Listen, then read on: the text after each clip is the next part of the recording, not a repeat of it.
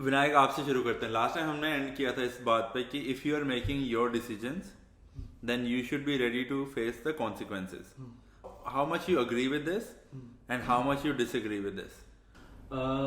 मैंने जैसे कि लास्ट टाइम भी सुना आप लोगों का, बहुत अच्छा लगा मुझे बस ये लगा कि जैसे कि अकाउंटेबिलिटी है, हाँ ये ट्रू है कि अकाउंटेबिलिटी आपकी होनी चाहिए, क्योंकि आपके डिसीजंस आपको ही अफेक्ट करेंगे और आपके विसिनिटी, इमीडिएट विसिनिटी को अफेक्ट करेंगे और किसी को नहीं करेंगे. वो होना चाहिए.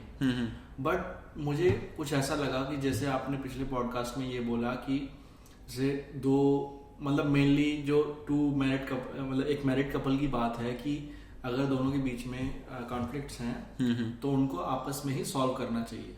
ए और बी में कोई कॉन्फ्लिक्ट है तो ए और बी में ही रहनी चाहिए बात. कमरे की बात कमरे में रहनी चाहिए. तो मुझे ऐसा लगा कि ठीक है, लव मैरिज और अरेंज मैरिज का इसमें कोई लेना देना नहीं है ना. इसमें मुझे ये लगा कि अगर जैसे एग्जांपल दिया पेरेंट्स का, तो यार जब आपके डिफरेंसेस इतने बढ़ जाते हैं या फिर ऐसे डिफरेंसेस हैं जो दो डिफरेंट ओपिनियन वाले बंदों के बीच में हैं जो सॉल्व नहीं हो सकते हैं, तो किसी मीडिएटर को आपको लाना पड़ता है. मैं ये नहीं कहता हूँ कि जैसे कि पेरेंट्स का एग्जांपल है, वो ट्रू है कि पेरेंट्स सॉल्व करने के लिए बैठे हैं कॉन्फ्लिक्ट को. वो रिगार्डलेस ऑफ द सॉल्यूशन वो चाहते हैं कि प्रॉब्लम खत्म हो जाए. सॉल्यूशन मिले ना मिले या टेम्परेरी सॉल्यूशन हो जाए, बट वो प्रॉब्लम खत्म हो जाए. मैं ये नहीं कहता कि पेरेंट्स को लाओ, किसी भी थर्ड पर्सन को, एक न्यूट्रल बंदे को लाना जरूरी है ताकि वो दोनों की सुने और एक मिडिल ग्राउंड निकाले. जब तुम थर्ड पर्सन के पास जाते हो ना, तुम एक तो तुम गिव अप करते हो थोड़ा सा कि मैं सॉल्व नहीं कर पा रहा हूं अब, which is okay, not against it, but तुम थर्ड पर्सन को ज्यादा कंट्रोल दे रहे हो अपने नेक्स्ट डिसीजंस के लिए भी. And I want to add to this, what if the third person that you have chosen has come up with something bizarre that you can't even think that is a solution, right? होता है ऐसा, तो होता ही है. Then you have already given away your control, right? What is the outcome? दोनों को अच्छा नहीं लगा डिसीजन जो भी उसने दिया है. लाइक फर्स्ट ऑफ ऑल आपने अपना प्राइवेसी निकाल के दे दिया उसका हाथ में, ठीक है, और दूसरी चीज वो बंदे ने सोल्यूशन दिया, आपको पसंद में नहीं आया. मान लो तुम साइकेट्रिस्ट के पास क्यों जाते हो?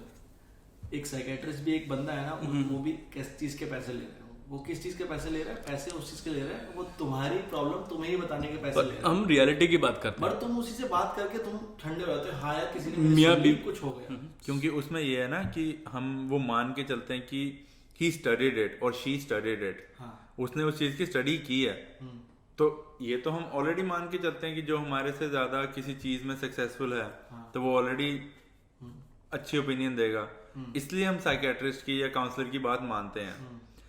बट जब हम अपने पेरेंट्स को इन्वॉल्व कर रहे हैं या किसी थर्ड पर्सन को जो काउंसलर नहीं है उसको इन्वॉल्व कर रहे हैं, हम उसको बहुत ज्यादा पावर दे देते हैं एक ही दम की you make my decisions now.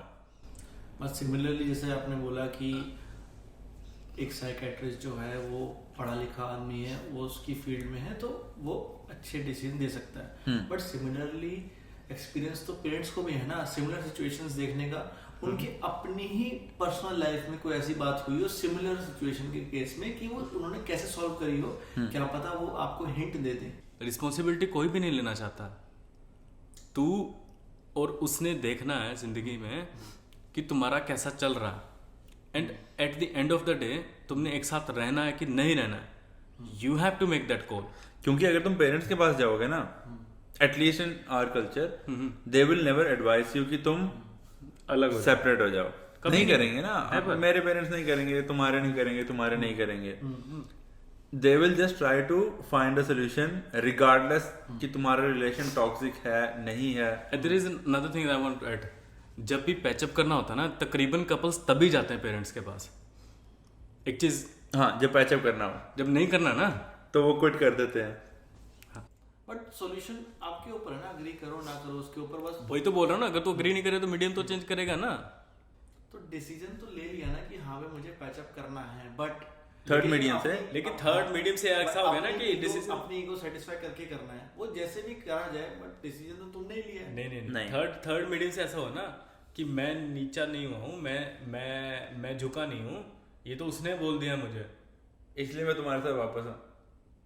तो वहीं पे अकाउंटेबिलिटी की बात कर रहे थे कि जब अगर तुमने शादी के लिए हाँ किया है या किसी नई जॉब के लिए कमिट किया है, तो जो उसके साथ पूरा पैकेज आ रहा है ना, अगर तुम पर्क्स हैंडल कर रहे हो तो उसके जो डिसएडवांटेजेस हैं वो भी हैंडल करने पड़ेंगे।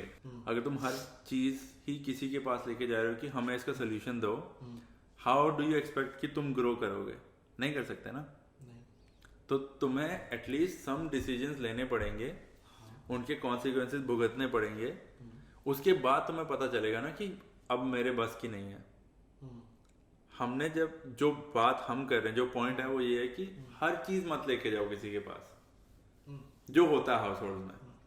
क्योंकि एक तो थोड़ा पेरेंट्स को भी ऐसा होता है ना कि मेरे बेटे की शादी हो गई, मेरे हाथ से निकल जाएगा, या मेरी बेटी दूसरे घर में चलेगी, मेरे हाथ से निकल जाएगी, तो उन्हें भी थोड़ा कंट्रोल चाहिए है।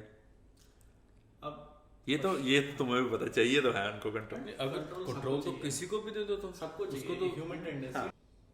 तुमने ये माना था ना कि ये बंदा फुल पैकेज के साथ आएगा, जो भी था तुमने, लेकिन तुमने चेक अगर नहीं किया तो भी तुम्हारा डिसीजन था यार। ये तो अनएक्सपेक्टेड आउटकम्स हैं। अनएक्सपेक्टेड नहीं है भाई, कुछ एक्सटेंट तक तो होते हैं ना। तुम्हें अगर ठीक है डिसीजन तेरा था ना, फाइनली डिसीजन तो तेरा था ना। अगर अनएक्सपेक्टेड भी आया किसी के अंदर कुछ, तो तू रेदर देन उसको एक्सेप्ट करने से, अगर तू ये बोले कि नहीं भाई या तो तू चेंज हो या नहीं तो मैं तेरी शिकायत करूंगा, what ever, I find this attitudinal bit like illogical. Plus ये सिर्फ पार्टनर की बात नहीं है ना, हमारा ये चक्कर भी है कि हमने सब गाड़ी की बात की ना, गाड़ी लेने जाना है, 2 गाड़ियां पसंद कर ली, फिर हम किसी से पूछते हैं कि यार कौन सी गाड़ी लेनी चाहिए, फिर वो कहता है यार मुझे लगता है ये गाड़ी ले लेनी चाहिए। फाइनल डिसीजन तुम्हारा था, देन स्टिक ऑन इट। कभी भी उस पर कंप्लेन ना करो, यार तेरे कहने पे मैंने गाड़ी ली थी, ये हो रहा है, that is wrong. Final call तुम्हारी थी। सेम शादी करवाने की फाइनल कॉल तुम्हारी थी। अब जो उसके साथ आया ना, वो भी तुम्हारा है, वो अच्छा है बुरा है जैसा भी है वो तुम्हारा है। तो तुमने अगर कंप्लेंट करनी है ना अपने पेरेंट्स के साथ, प्रॉब्लम डिस्कस करने में इशू नहीं है, ये कंप्लेंट करने में इशू है कि आपने लाई थी या आपने मेरी शादी करवाई थी इसके साथ। Putting the blame is the problem. हाँ, वो अकाउंटेबिलिटी वही है ना।